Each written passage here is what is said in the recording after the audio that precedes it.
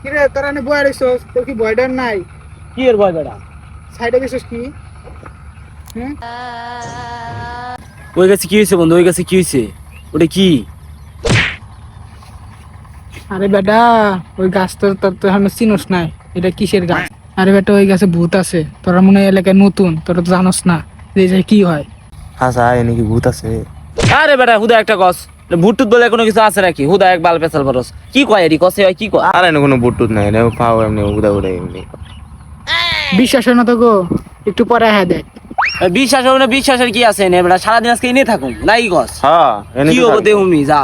হ্যাঁ 1 hour later.